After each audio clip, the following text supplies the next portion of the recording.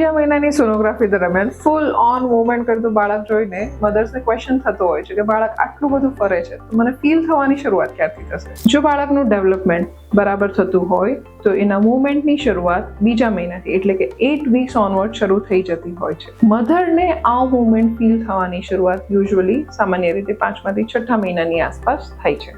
બાળકની movement feel થવાનો સમય દરેક મધર્સમાં અને પ્રેગ્નન્સી ટુ પ્રેગ્નન્સી અલગ અલગ હોઈ શકે.